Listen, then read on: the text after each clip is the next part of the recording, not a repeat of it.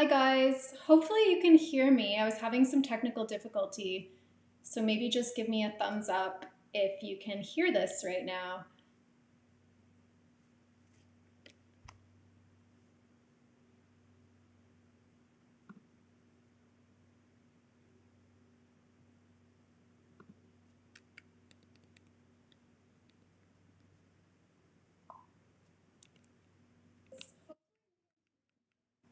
Okay, so I think it's working now. I apologize for that. I thought I was broadcasting, but I was really just talking to myself for 5 minutes until I realized it actually wasn't streaming. So I'm sorry about that. Hi, everyone. My name is Lisa Filion, and welcome to our Portraits in Procreate session today on Halloween. Yay! And I just wanted to say hi to everybody and let you know that if you have any questions at all about whether it's Procreate or portrait drawing or using a feature of the app that you might be interested in or my new class, just please don't hesitate to ask in the comments if you have any questions at all. Today we're going to be drawing a beautiful portrait in Procreate, and we're going to take the hour to do it. And then anything else that we need to finish up after that, we can always keep going in it. And for that reason, because we have a short period of time together, I decided to do the really rough sketch already. So I'm going to switch over to my camera view here and show you guys my iPad and my rough sketch. So this is the beautiful portrait that we're going to be drawing, and I screenshotted it in Sktchy so you guys could also see the username. So Steph FJ is the username if you're looking for the portrait. And what I would like to do here is just take a look at your comments. Okay, good. People can see me. Hi, everyone. I'm looking at the comments now. So this is the portrait we're going to be using, and one reason why I chose it was because of the beautiful lighting in it. And I actually chose to draw this portrait using a slightly blue pencil. So I used kind of a gray blue color. You can see it in the palette here. And the pencil that I used to do my quick sketch in was peppermint, which you can find under sketching in the brush library in Procreate. So it's one of those standard pencils. And the palette that I'm going to be using, I wanted to show you guys a cool new feature of Procreate 5 that just came out, which is creating a palette from photos. And so I created this palette from this photo. It's really super easy to do, and I'll show you guys how to do it here. So what we're going to do first is we're going to just delete this because we're going to do it again. And we're going to click on palettes at the bottom of where you get your color wheel from. You're going to press the plus button at the top, and instead of creating a new palette, which is what we were able to do in Procreate 4 and before that, instead we're going to choose new from photos. We're going to choose the photo we're working on, and look at that. In like less than a second, it created this beautiful default palette for us. You can change the name of the palette if you want by clicking into it, or if you're happy with it just being palette from image, you can go to your disk view and then you can see all the colors on your palette. It's a really cool new feature that I'm excited about. I actually have two minds about it because one of my favorite things about creating art in general, especially drawing and painting, is color matching. And so this kind of cheats it a little bit, but I actually still think there's a lot of opportunities for me to mix my own colors, but starting out using this kind of cool palette. So I wanted to show you guys that new feature right off the bat. And I also want to talk about my new class with you guys a little bit today. So it is a brush making class. So one reason why I'm going to name this layer Sketch. One reason why I wanted to do that sketch layer before you guys came on live here is because I wanted to focus mostly on mark making today and using kind of a mark making technique and experimenting with different brushes as well. So under your sketch layer, you can create a base layer, and I usually just call it base color. And what we're going to do is we're going to do something a little bit strange. We're going to take one of our blues, and I think I'm just going to take this baby blue, kind of gray blue here, and I'm actually going to, with one of my favorite brushes, the gouache brush. If I go to painting and go to gouache, what I'm going to do is I'm going to, this is going to seem weird at first, but I'm going to paint in all of the positive space. So positive space would be everything on the portrait. The negative space is what's behind it. And I'm just going to just do this in a really kind of rough painterly way. Paint in the base color. And the reason why I'm using the gouache brush is because it is semi-transparent. Even if you have the opacity set to 100%, it won't be 100% unless you go over it a couple times. And that's actually perfect for this kind of strange technique that we're going to practice doing today. Because what I'm going to do is I'm going to not make it 100% opaque for the body and the hair, but I'm going to go over the face a second or third time to make sure it's 100% opaque. Does that make sense, guys? Another thing you can do is if you want to 100% make sure that it's opaque, use something like the round brush, which does not have any kind of transparency to it, and just go over top of those areas, making them as solid as possible, because that's going to come in handy for what we're about to do next. So this new class of mine is available right now in the Sktchy Art School if you guys are interested in brush making. And Sktchy actually has an amazing promotion on right now. It's their BOGO 80 event. You guys have probably seen advertisements for it.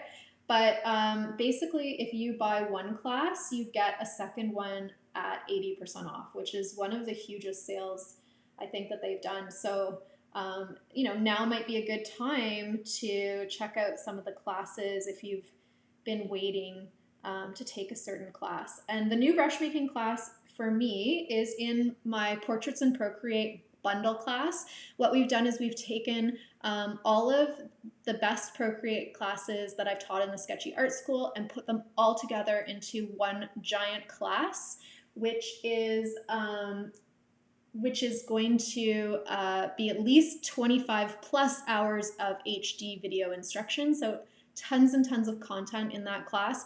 It can take you through, if you're brand new and you've never used Procreate before, or you're new at, you know, drawing portraits, it can take you from that beginner level all the way through to more intermediate and even some advanced skills. Or even if you already have a background in art or portraiture and you just want to brush up on some Procreate technical skills, there's lots to explore there too. So I'm really excited about it, and I hope to see you guys in class maybe one day. So I've created a base layer, and I mean, this kind of looks very Halloween-y right now, I think, actually. It's not going to be, though, in the end. It's going to be actually a really pretty portrait. But what we're going to do is we're going to use the alpha lock feature. So I'm going to click on the base layer, I'm going to select alpha lock, and I don't know if you can see in my preview, it's very small, but what it's done is it's masked off all of the areas of my portrait that I've colored. It's masked off the background, the negative space. And so that positive space that I've colored in is the only thing I can now draw on, which is really a great feature for what we're going to do, which is doing some like mark making and stamping. So I thought I would show you guys how to make a custom stamp today because it's one of the easiest types of brushes to make. And I actually just made one yesterday, I think it was. I made this maple leaf stamp because I was doing a portrait for someone that has, it's basically their dog that's in a pile of leaves. And so I wanted to kind of maybe stamp some leaves into the picture as well. So I made this stamp. It was super easy to do. So what I'm going to show you guys is how to do that. So the first thing to do is in your Procreate library, you are going to press the plus button and you are going to make a canvas that is square. So I like to make my canvases pretty big and I usually work in inches. So I like to make like a 12-inch by 12-inch canvas at 300 DPI, which stands for dots per inch. So it's a good size canvas. And then all you have to do is go create. Actually, before you even do that, if you go to canvas properties, you can change the background color to black, which will be really useful. And then if I go back to dimensions here, that's still the way I want it. And I'm actually going to rename this canvas maybe brush template. And this might be something, if you're interested in brush making a template is a really nice thing to do, because then every time you want to make a brush, you don't have to go through this step again. It'll already be saved for you. So then when I go create, it'll automatically open up a nice black canvas for me. And the reason why we want, oh my gosh, you can see all my fingerprints on this now. Here, I'm gonna clean while I talk.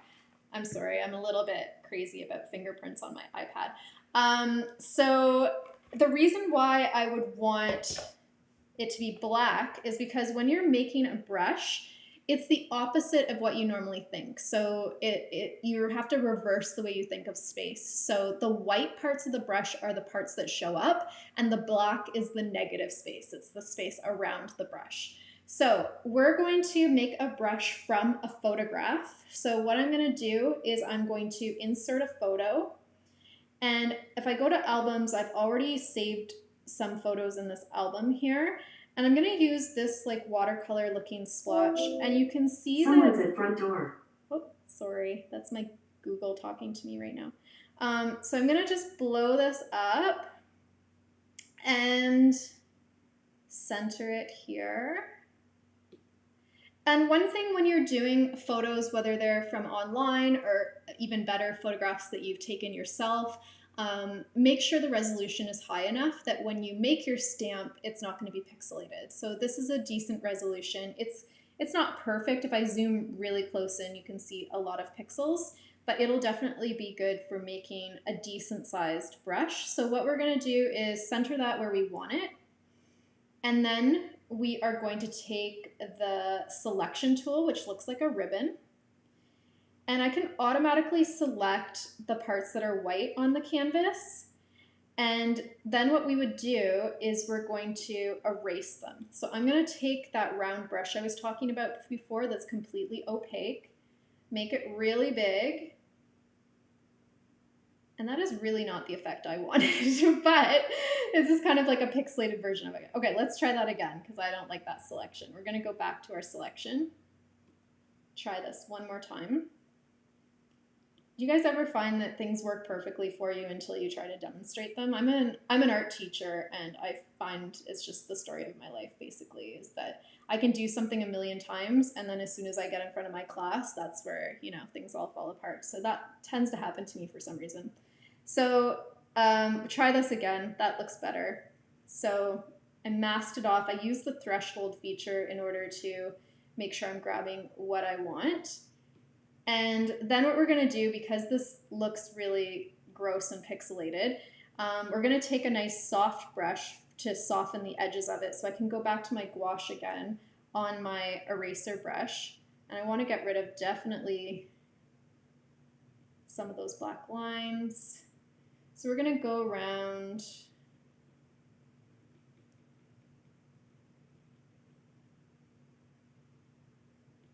and just kind of soften this up.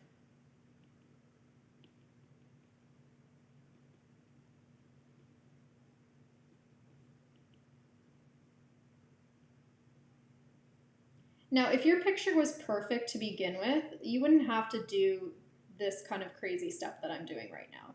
So this is just because this picture wasn't the easiest to actually cut out.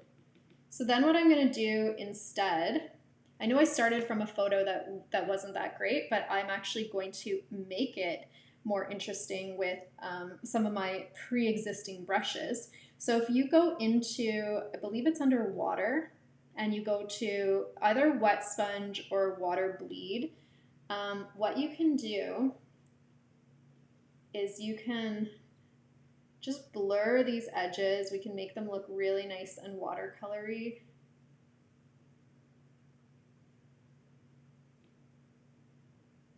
And make it really soft. So I'm actually going to just kind of experiment with moving paint around. I might also take, again, I'm on the smudge tool. I might also take something like the wet sponge and experiment with that. And this one, I'm almost at this point, like making my own brush, really.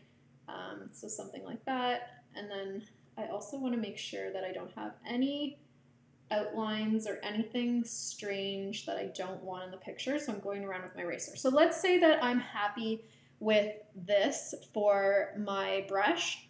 Now it's really easy to make a brush. We've done the hard part, honestly. And again, this could be easier if your photo already was on a black or transparent background. That makes it even easier. I just showed you guys kind of a workaround if you want to start with something and then kind of make it your own. What you're going to do is with 3 fingers, you're going to swipe down and you're going to copy all. And then if you go to brush, and I'm going to go up to, I already have a category of brushes called stamp, so I'll make it in here. I'm going to go plus, and I'm going to go to shape, and under shape source, which is right here, right now it's a circle as a default. We're going to import and paste, and now we have what we've just done. And so you guys can see that's going to make a really nice brush. We can choose done. Now, it doesn't quite look the same here, so what we're going to do is go into properties, and we're going to make the max size of this guy bigger so that we can do some cool stuff with it. And then if you're happy with it, you can go to about this brush and you can name it. We're going to name it after Sktchy. So we're going to call it Sktchy Wash. Does that make sense? Sktchy Wash, made by me. So I can actually, in here, I'll actually type my name instead of signing it there. So I'll just type my name if I can spell it. That would be great.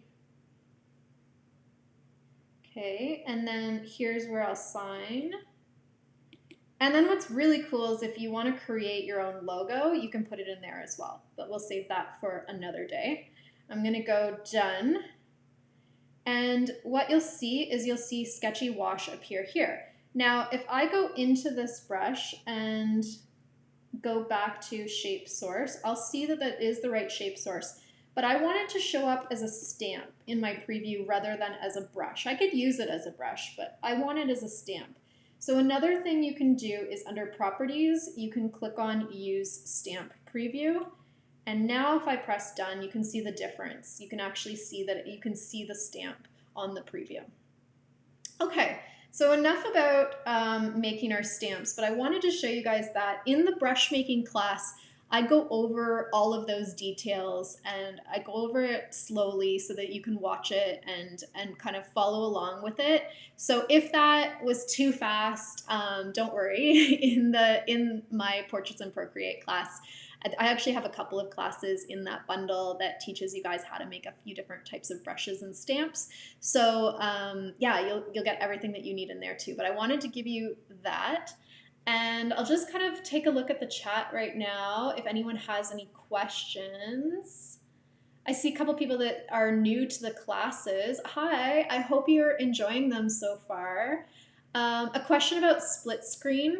Yeah, so I get this question a lot because it's a really nice feature. So if you have your Procreate screen like this, you can swipe up from the bottom and you can grab your photos and you can drag them to whatever side you want. I like mine on the left because I'm right-handed, and just let it go. It snaps to half the screen, but if I want it even smaller than that, I can drag it again and make it about a quarter or a third of the screen. So that's just a really quick demo of how to do split screen, and that's just built right into Apple's iOS. Also, Procreate has a cool new feature too that maybe you guys already know about. But you could actually show your reference photo on Procreate. So if I click on Canvas and click on Reference, you could choose an image. I could bring in my image. And now this is a reference photo that I can have on screen. So why don't we try doing this for a while and see if we like it. I'm still used to my old school way, so honestly, I haven't used it a lot. But it's a pretty cool feature because you can drag and zoom in on it. I do like that you can move it around your canvas. So if you wanted to like do an eye and get right in close there, it allows you to do that. So maybe we will use the reference feature today. So I wanted to show you guys that cool new feature that Procreate has as well. Janice says, I have your gouache and original watercolor brushes. Where can I purchase your newer watercolor brushes? All of my brushes are still on Etsy. And so I have a new pack of watercolor brushes that are brushes instead of stamped brushes. So my original pack was, I think it was 13 stamps, which is like what I just made today. But I made it from real watercolor that I did. The newest set are brushes, and they are more like wet on wet brushes so that you can use them in order to mix the paint around your canvas. So they're pretty cool. And again, they're on my Etsy, and my Etsy is just Pixel Princess Art, the same as my Instagram. On Instagram, it's .art, but on Etsy, it's just all one word, Pixel Princess Art. Hi, Mohammed. Thanks so much. Yeah, I don't know. My doorbell, I don't think it would be kids yet. It's still pretty early. So, yeah, I don't know who was at the door. I just ignored it. Okay, I don't think we have any more questions. So, we are going to finally paint because I'm taking way too long now.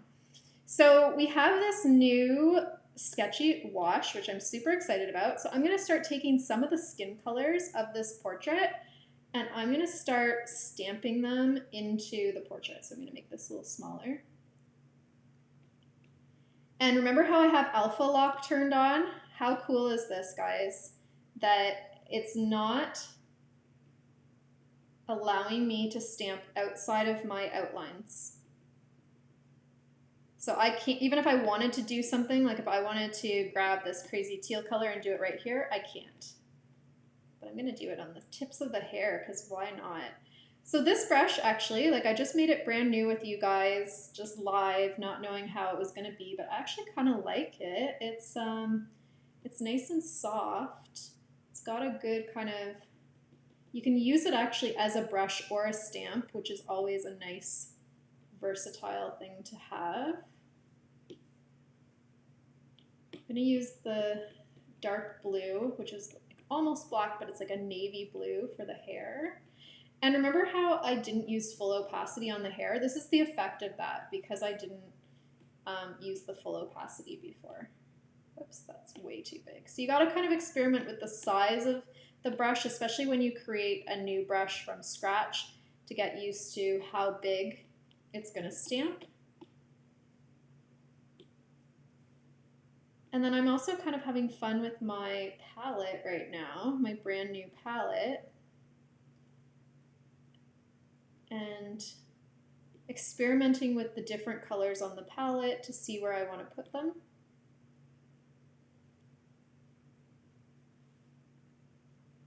I have to make this brush much smaller. So I'm having a lot of fun today. That's my whole point of obviously making art for me is it's a pastime that's fun. I like to experiment with new things.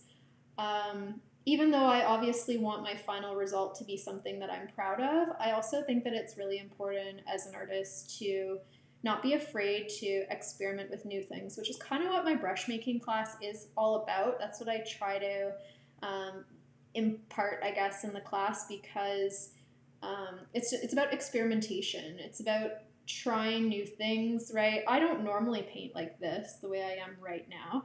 I'm just kind of testing things out and having fun with it. So we're gonna have a little bit of fun today and experiment. Okay, so I've used that. I have another watercolor splash that I created a while ago, which has almost like a texture to it. So I think that would be really cool to use maybe a little bit in the hair, but we might have to add more later. I can use a little bit in the clothing too, because her clothing, I think I was also drawn to this picture too, because her clothing already had a very watercolory, like tie-dye look to it. And then let's try, I'll show you my watercolor brushes that I made in the exact same way. So this is the set I was talking about that was my first set of watercolor brushes that I had on my Etsy shop. And they are all watercolor stamp brushes that are made to be used in a similar way that what we're doing right now, where you can just, that's huge, but you can just stamp them down onto your portraits. I use them a lot on backgrounds and hair. And we're just gonna keep going with this mark making. Apparently I use them on large settings. The size of canvas I'm using today for this portrait, because I didn't mention that before, is an 8 by 10 inch canvas at 300 DPI. So it's what I use for what I call like kind of my sketchbook drawings in Procreate. So ones that aren't for commission work, ones that are just for fun, or that I do in my classes or live broadcasts. My standard commission size that I would use is 11 by 14 inches, unless of course somebody would want a very specific size. And that's just so that it gives you a little bit more flexibility with the scale of it in case you want to print it a bit larger. Okay, so got a lot of crazy going on right now, I know. Trust me guys, it'll be okay. So I really like this brush, but I want to use it on a top layer. So I think what I'm going to do is stop with my base layer, and I'm going to go up above and create a color over layer. And this is where I'm going to add detail. So in my reference photo, I'm going to zoom in on her eye. I'm going to get that dark blue and make it even darker, almost black. And I'm going to go back to using a brush that I have more control with. So I really like, I'm going to go back to my sketching brush. I really like that peppermint pencil. And I'm just going to pay more attention than I did in my original sketch about proportions here.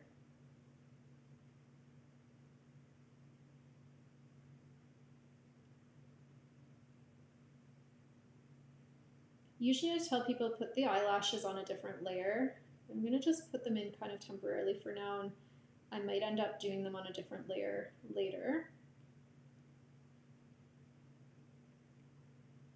And then I'll just put a little bit of a suggestion of the eyelid in. And also eyebrows, which are one of my favorite things to draw.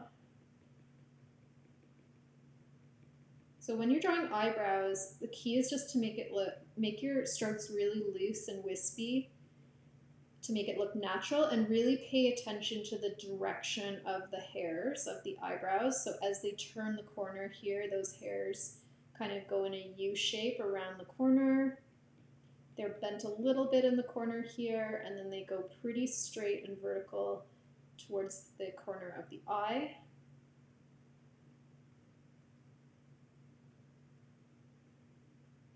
I'm also going to go ahead and just put in the darkest parts of the portrait, so the nostrils, shadow just around the nose. Go over here and do the other eye. Make sure my eye lines up to the right spot. I was doing that portrait pretty fast before the broadcast, so it's not a perfect rendering.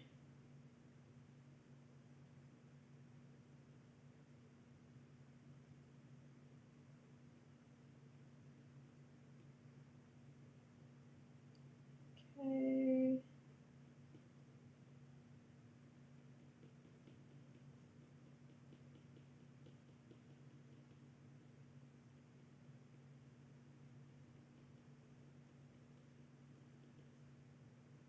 Something like this. This piece curls over, so I'm going to make sure that I accentuate that.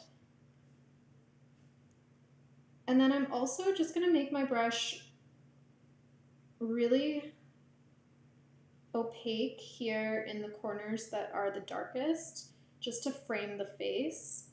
And then also just to have the braid kind of suggested over here. I'm going to go in and do this darker.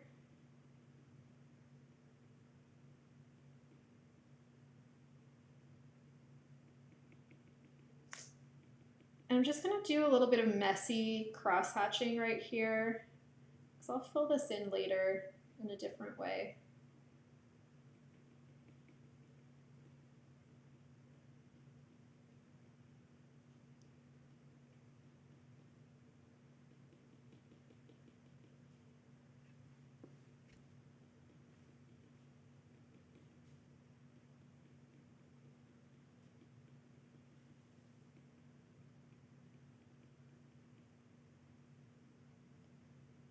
So I'm just kind of taking a look. Okay. Oh, so Kelly asks, "Hi Lisa, sorry if I missed this. Why did you use blue as a base undercolor?" I don't always do that. Sometimes, if I just want to make a portrait a little bit more dynamic, a little bit more abstract, I'm just kind of feeling that color. I decided to use blue as the base because I thought I could have some of my colors kind of come through. And in this photo, if you look at it carefully, it actually does have a lot of hints of blue.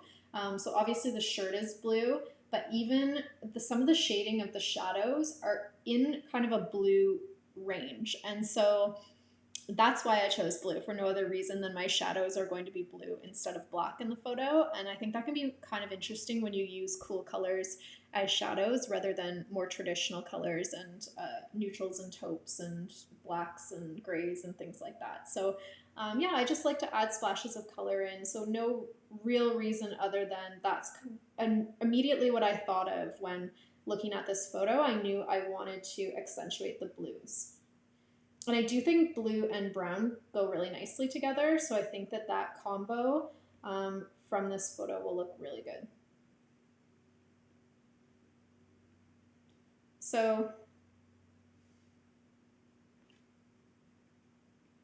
then if you want to do some messy strokes, again, I'm going to keep the hair really, really loose. I'm not going to go into too much detail on it. It's going to be mostly something that I stamp and have a lot of fun with.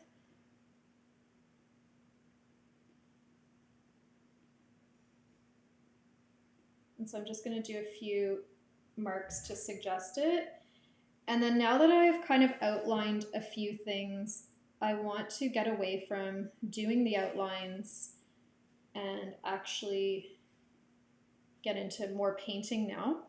So we're going to go to the gouache brush under painting, and I'm going to take a almost white, slightly gray blue tint to do the eyes. And while I'm coloring in here, I'm also going to answer another question. I think there was a question about how I got the floating photo on the screen.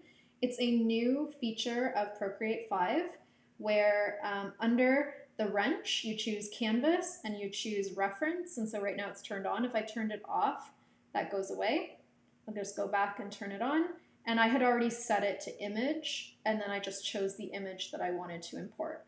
And so this is a new feature. Instead of having a split screen view, like I normally would do right in iOS, I'm using this floating reference. So we're kind of trying it out together today. And Eleni says, "I'm brand new to Procreate. Which sketchy courses do you suggest?" And I love what you're doing. Thanks. I would suggest my class. I would suggest Portraits in Procreate with Lisa Filion, which is the new bundle class that we have. So basically it's all of my best classes put together in one giant bundle that will keep getting updated. But in all honesty, it has everything you need to start Procreate in it. So it has all the beginner stuff of how to set up canvases, how to use the different tools in Procreate, all the way through to more advanced features like the new brush making class. So all of that can be found actually in one place. And this is something new that Sktchy and myself are doing now of putting all of these classes together rather than have them as individual classes. We just thought it made a lot more sense to put them all together. So they're all there now if you want to check it out. And I should be fair too, there's other great classes in Sktchy as well. If you want to learn more of the like technical aspects of Procreate, as well as going along with the portraiture. That's what my Procreate classes kind of focus on. And then there's some other really great artists who teach some Procreate classes as well that focus more on the process of drawing and developing a drawing habit. So there's lots of really interesting classes you can check out. And currently Sktchy has that 80% off deal. If you purchase one class, you get another 80% off. So you could try out a few and see which one works for you, because sometimes different types of instruction work better for different people. Okay, so I'm using this turquoise right now along the jawline. I love using crazy colors, but if you actually look at this photo, there are hints of the turquoise already in the photo. And then I'm going to use a really bright orange just for the cheeks. And then I'm going to switch to my more neutral shades to keep adding shading.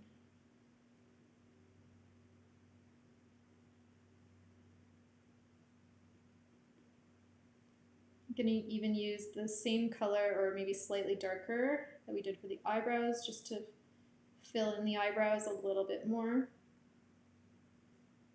Add a little bit more drama under the eye.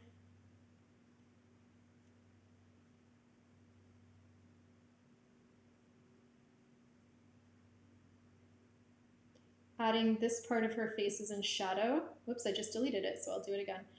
This part of her face is in shadow, so I'm just taking that gray-blue color and just coloring in that shadow. And I might just keep using it, even though it's a little darker than what's in the photo. I think it'll be useful. I'm going to go over my teal with it. And use it to frame the face here with the chin. I love color picking too, so if you see me tap with my finger, I'm picking a color that's already been laid down on my canvas and using it. And don't worry, we are going to get back to using our stamps in a second as well. I haven't forgotten about that. But we're just going to lay down this really nice base first. I'm going to choose like a peach color for the lips. And you'll notice the Procreate palette, the new feature of taking the palette from the photo, I think it worked really well, but I'm actually still finding, which is actually nice for me, because like I said before, I really like mixing colors and I like the challenge of trying to match colors to a photograph. But the Procreate palette's doing a pretty good job, but it's definitely not, it doesn't have all colors. So it doesn't have some of the colors that are on the lips here, which are a little bit more in the pink range. So I'm just going to add that myself. Oops, sorry, I think I just hit my camera with my head.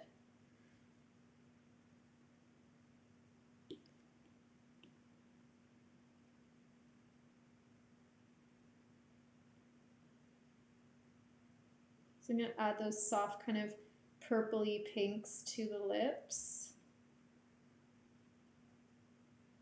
And I might even add it a little bit to the upper lip just to fill some of that in.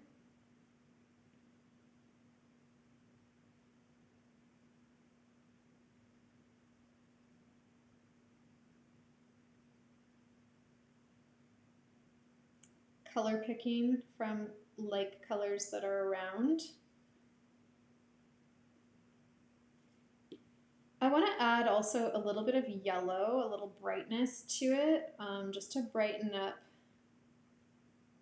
Instead of using white, I'm just going to use this kind of baby yellow where the light hits. And right now what I'm doing is a classic kind of lighting technique of looking at the T-zone of the portrait. So the T-zone is literally the T on the face, so the forehead, the bridge of the nose, usually the ball of the nose. Light hits your lower lip because your lower lip sticks out farther than your upper lip. And light also, of course, hits your cheek. So everything that sticks out, that's more 3D in your face, that's where the light is going to hit.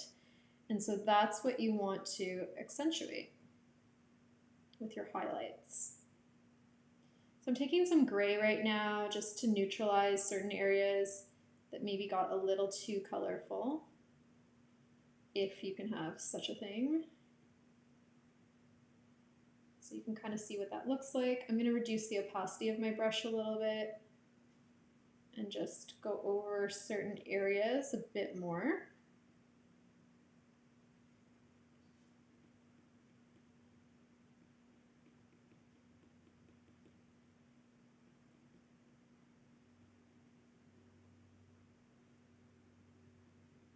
There's light definitely hitting the sides of the cheek, so I want to capture that. But to do that, I also feel like I need to fill in a bit more of the hair here.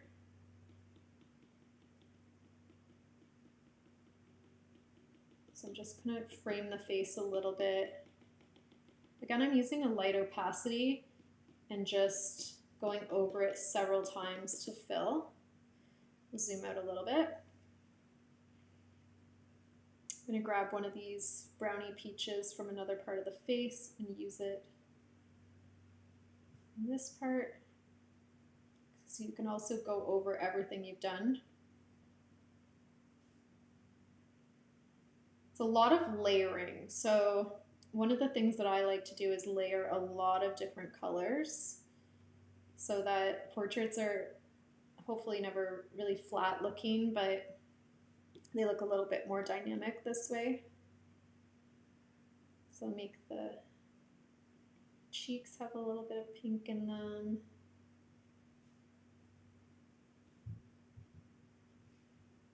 I'm going to use my smudge tool a bit. I'm just going to set it to the same brush. I'm going to set it to the gouache brush.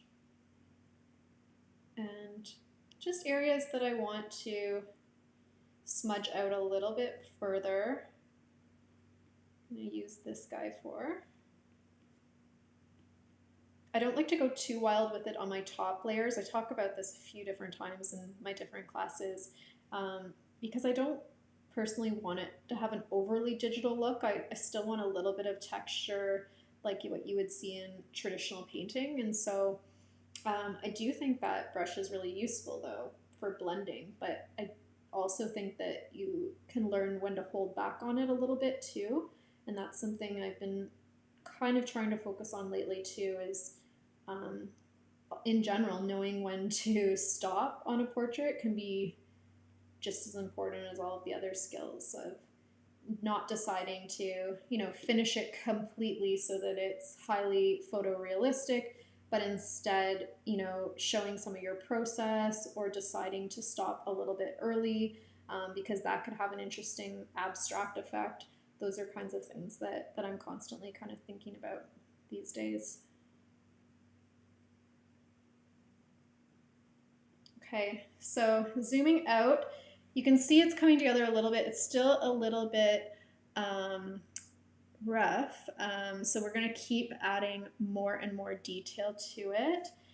I'll just quickly add a bit more detail to the nose, and then before we end today, I definitely want to go and do some fun stamping techniques to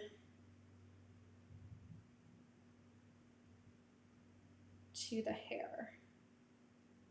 So I'm just adding some shadowing effects. This is one where I'm going to take a long time perfecting the lighting of it. So we're not going to obviously get to finishing this portrait today in the broadcast, but so you can just see even just with some of these strokes, I'm suggesting some of the way that the lighting hits this portrait. So this can be something really fun to explore, and I think this is a good portrait for practicing adding highlights. I also think I need to move my lips up a little bit. So sometimes when you look at things a little bit longer and you zoom in and out, you guys probably see me doing that a lot too. So I'm just going to make these lips a little bit higher.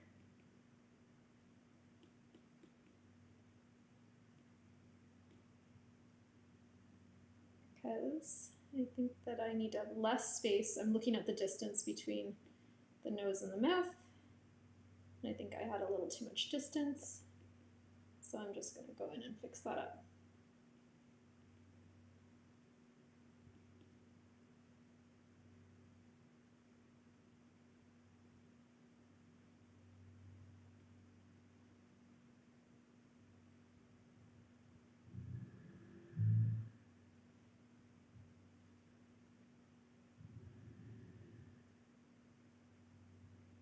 Gonna go in and add this dark blue again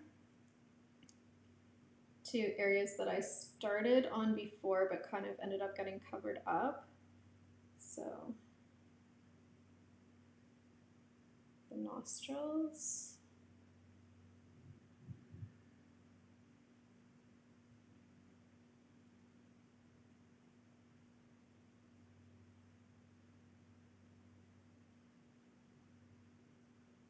And then I'm going to go back to the eyes. Remember how I said I knew it was a bad idea that I was adding eyelashes too soon? Basically, those eyelashes are completely gone. I like to add them on a top layer. I was just going fast, so I thought, oh, I'll just add the eyelashes.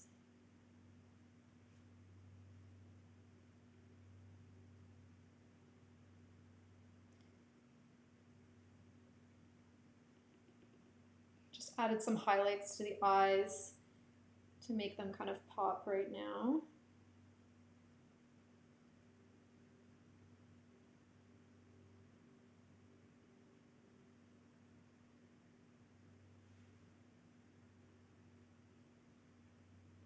Apparently I'm struggling with lips today. Normally lips go pretty well for me, but not today. Here we go, that's looking better.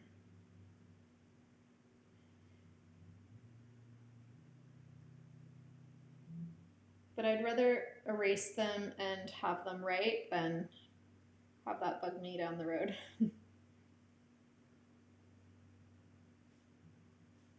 Something like that. I love that there's like maybe little hints of green that we can add too, like this kind of mossy green I think would look really good as a light source there.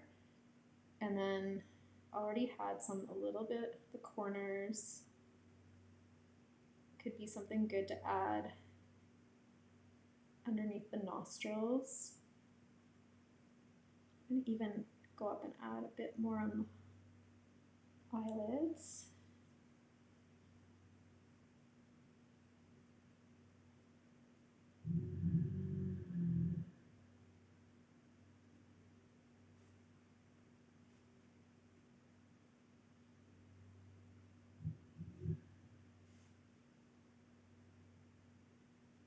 Okay.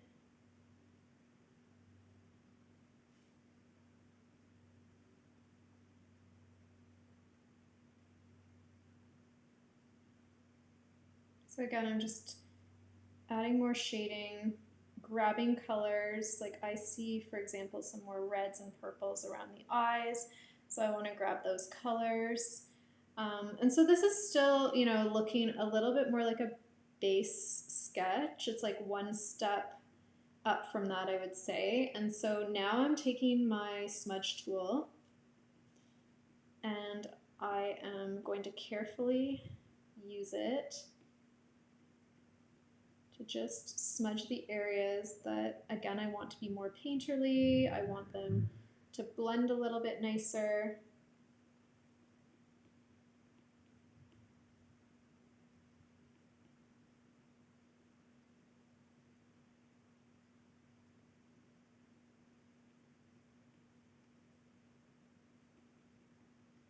You can also move paint around, which is really nice. So I wanted to move paint around to get that chin in kind of a better spot.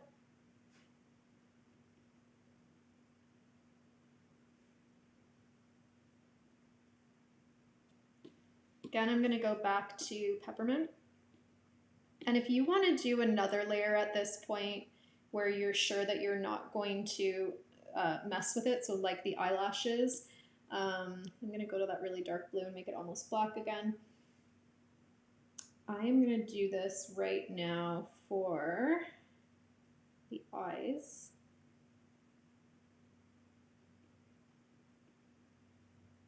So that when I go in to do my other shading underneath, these eyelashes won't disappear.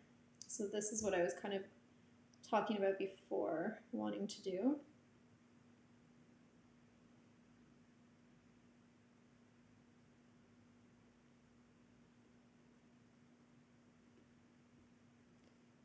Also just clean up any problems with the shading or proportion.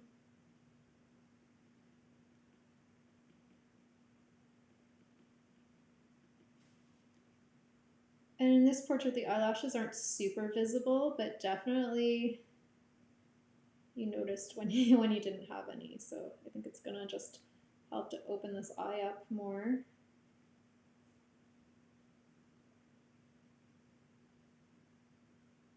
And then even like those little creases,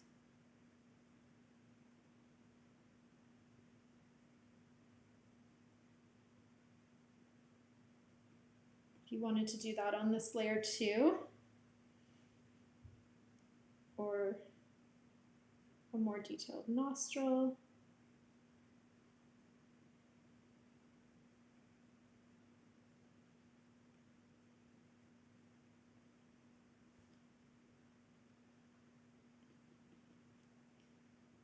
And then I probably just want to, again, go over, I know this feels like deja vu, I did this already, but I'm gonna go over again.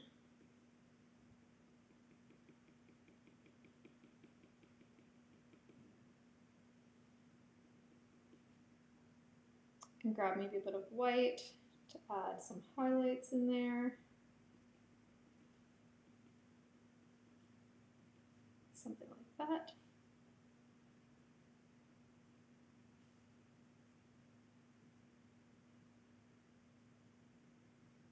Definitely some white highlight here.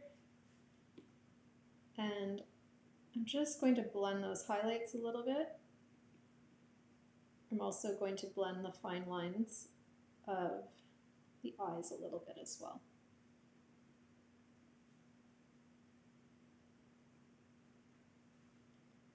So now that you have this started, I know we're not finished yet, but before we go today, I want to answer any last questions, and then I want to work on the hair as something to focus on. So I love stamping hair.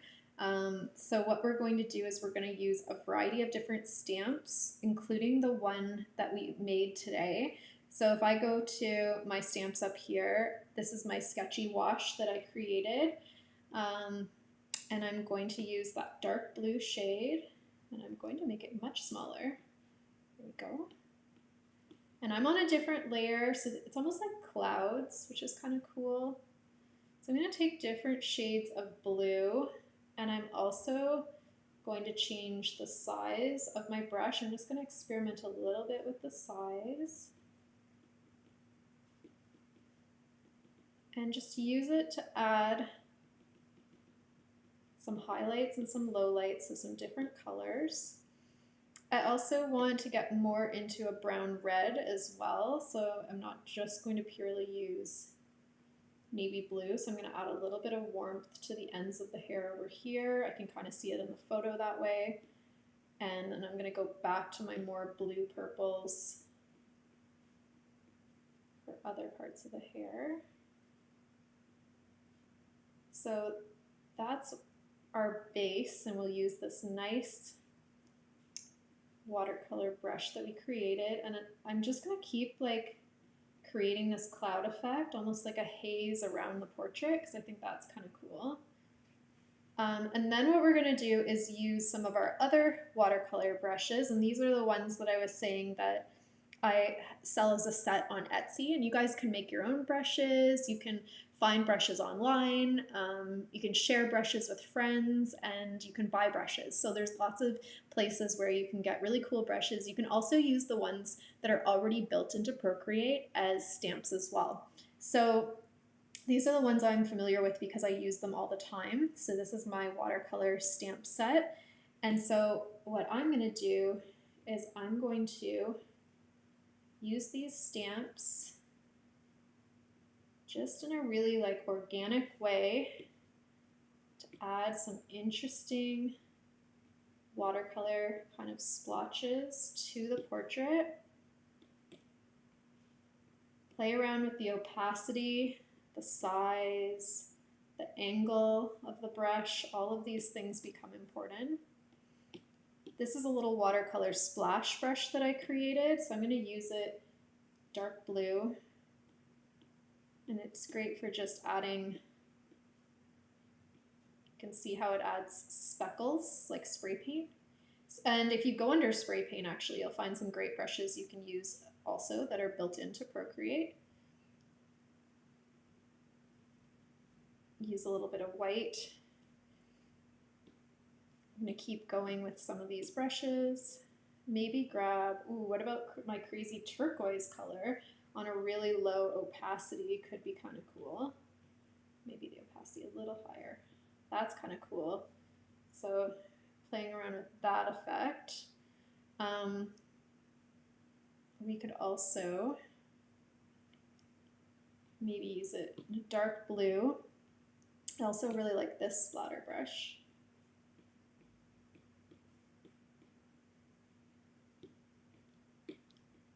I'm going to go in with the really darks for this one. And I'm not going to worry about if it goes over top of the face because we can always fix that, and I'll show you guys in a second. Because we did this on a different layer, we can actually go in with our eraser and just go around and take away any splashes that we don't want.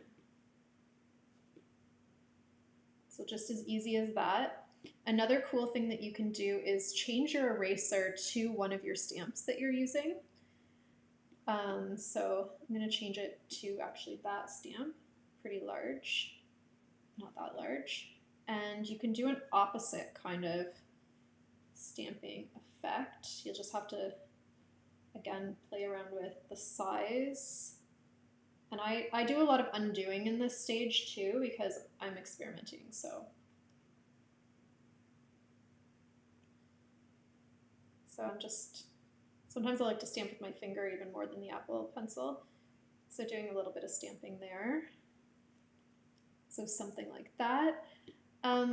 Before we go to, let's do the shirt because why not? So I'm gonna do it above the sketch but under color, and I'm just gonna call this shirt. And I think this one will be a lot of fun to do. I'm going to, my base layer, I made kind of a weird outline here, so I'm actually going to just erase this a little bit so that that outline isn't so visible. And then what we're going to do is we're going to take those colors, and I'm actually going to probably go back to my stamps up here, this salty stamp. I really like it, so I'm going to go over it. And that was on the base color still. So I'm going to go to the shirt layer. That'll be helpful. So I might even stamp in part of the skin there so it just ends up coloring. One thing I'm going to show you guys, this stamp's all going in the same direction. So in order to change that, and this is something we learn in the brush making course, we learn all about what all of these different topics in the brush studio means. So that's something that I will go over with you guys in our class. But I want to show you a cool trick. So this is my stamp that I created from a splatter of watercolor with salt in it. And if I don't always want it to stamp in this same direction, which can be kind of boring, you can go to shape and you can go to randomized, and now it'll randomly rotate your shape, which is very useful. So you can see that in the preview, how they're not always going in the same direction. And then if I bring it back and apply it here, hopefully that works. My gosh. Let's see, randomize. Put that rotation to 0.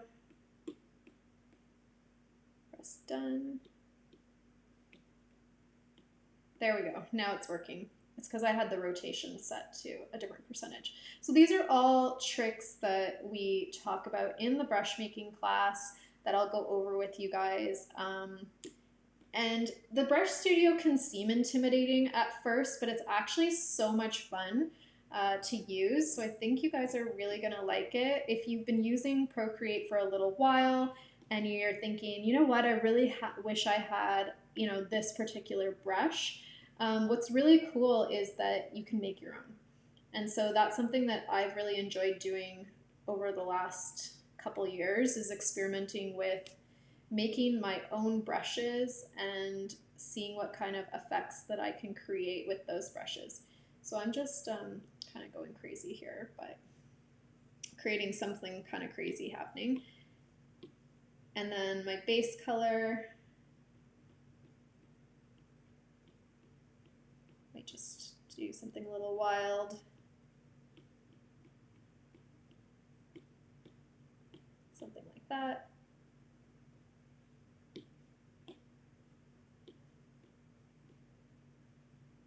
I'm gonna go to one of my, so gouache is one of my favorite types of brush to use, and an example of, you know, why I got into brush making is I was using the gouache brush all the time, and I was like, I wish I had a whole set of gouache brushes, not just this one. So that's why I really made my 5 brush gouache set, is because I wanted to take what I already loved and made it even better. So the gouache fine tip brush is an example of that. I use it all the time, and it acts a lot like Procreate's gouache brush, but only in a tiny format. So then it's like the best of both worlds between a pencil and a brush. And I just love that because it gives you so much versatility to go in and add the details you want. So again, I'm doing the eyebrows yet again. And it also is really great for things like hair and eyebrows and eyelashes and all those little details.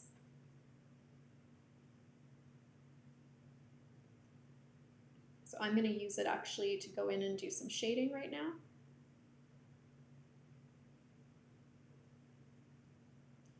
I'm going to zoom in on this.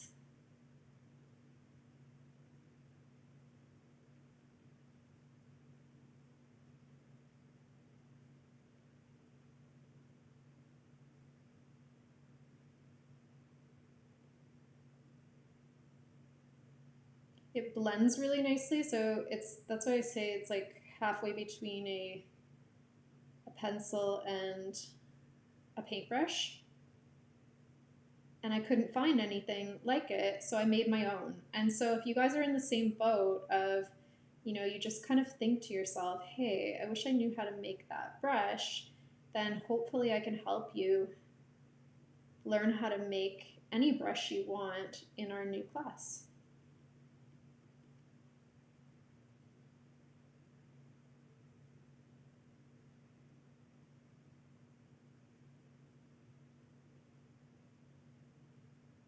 So I'm going in with some highlights right now. Whoops.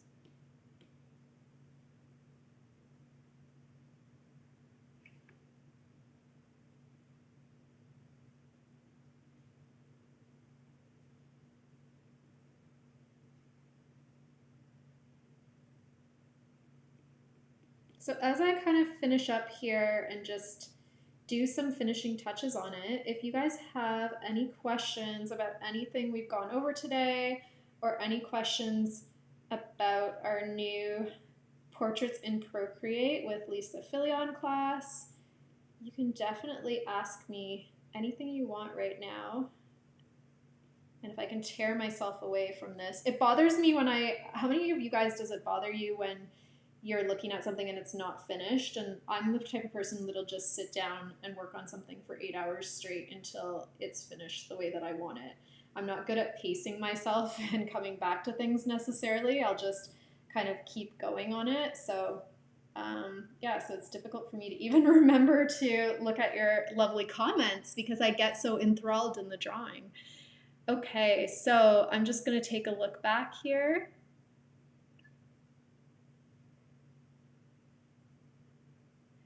So I guess a lot of you guys were talking about the floating reference, and so yeah, it's a very cool new feature of Procreate. And again, just panning and zooming, you can just move it all around, and then you can actually move this anywhere on canvas. So that's a very cool new feature.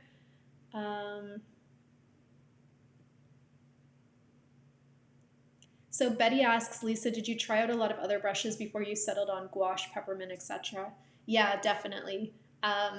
It's just experimenting and finding out what you like. And then I also think once you find what you like, being courageous enough to sometimes keep experimenting and keep trying. So I do go back to peppermint. I do go back to gouache as my go-tos, but I always try to mix things up and try new brushes as well. So it was just a lot of experimentation and seeing what worked for me. When I first transitioned over to using Procreate, I had used a really basic drawing app before that didn't have a lot of features, and it basically just had a single brush that was a lot like,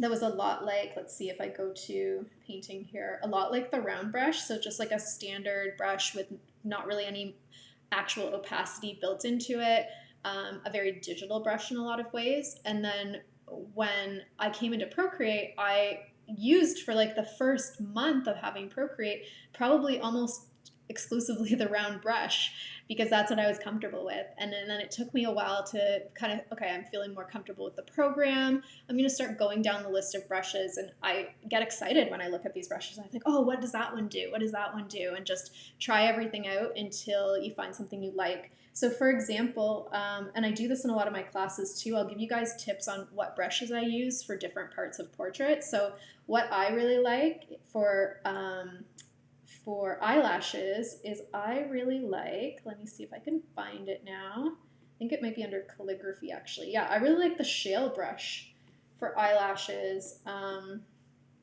So I'm gonna grab an actual color for my eyelash here, because it has this really nice like painterly quality to it that makes it a bit more natural, and it's very smooth in the way that it blends. So yeah, I use this shale brush a lot. If I'm not using my own gouache brush like I just showed you, the shale brush is definitely a go-to for eyelashes. So a lot of it is just seeing what works for you. What works for me might not be the exact same thing that works for one of you guys either, right? So getting a feel for the brushes and just experimenting as much as possible is definitely something that I would recommend doing.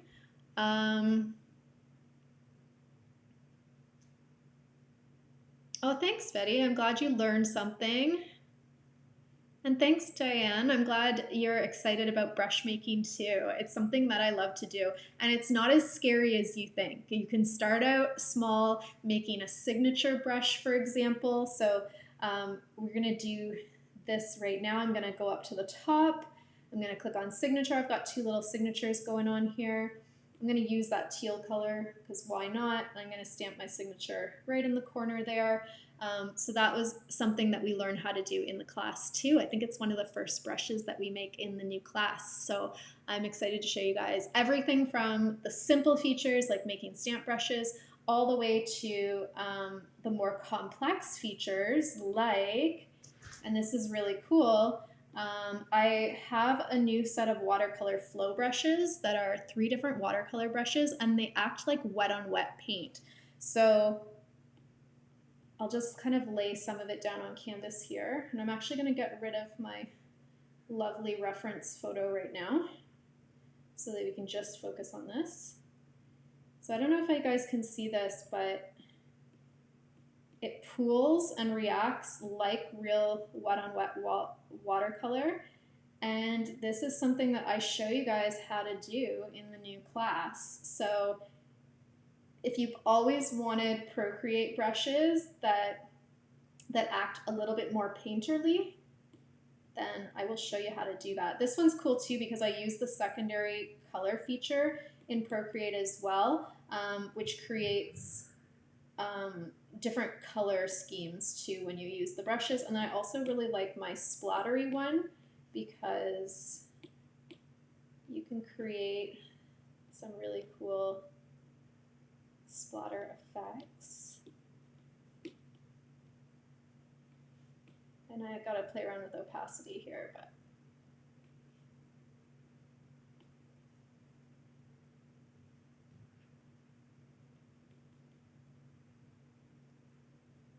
I'm gonna go back to this one and just move the color around. do all these different splashes. Maybe something like that. And then why not do something really crazy? Other brushes that I really like under painting, for example, I really like Salamanca. It's a really fun painterly brush to use that we can just kind of add in there for fun to do a few lighting effects. And you can make things pretty painterly with this brush too.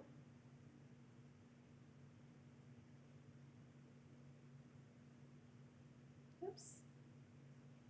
Yeah, I forgot it's kind of cool, my eraser is still set to watercolor, so it can kind of do, again, some, look at that. I love that. I love when something unexpected happens that you can kind of experiment with. Could be kind of cool to experiment with that. Again, if I go to the shirt layer, I might want to do that a little bit in here too. So I might want to take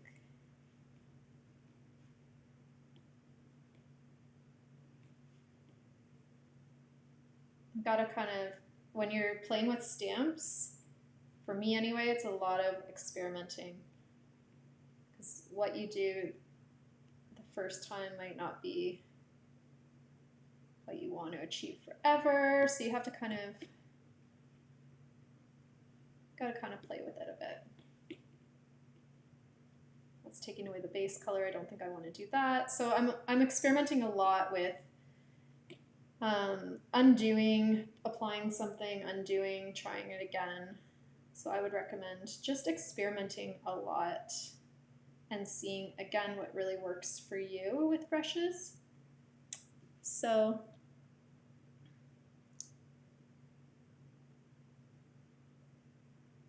yeah, there are brush features for left-handed people, Betty. I can't go into much detail today because we're running out of time, but if you go to the Actions menu and you go to Preferences, there is a right-hand interface, which actually means left-hand interface, because if I turn it on, it'll put your slider and stuff over on this side. So that's one way of kind of connecting for left-handed people. I don't know if there's anything else specifically that you find, like for the floating image, you can move it to the right side instead of having it on the left side. At least being a lefty, I know, because my dad's left-handed, that one of his complaints drawing or writing is that you can tend to, especially writing, because we write from left to right in the English language, you tend to smudge what you did. And I know a lot of left-handed students that find it hard with smudging their artwork because they're left-handed. And yeah, at least with digital, you don't have to worry about that. So at least that part's done. And compulsive artist syndrome is definitely what I have.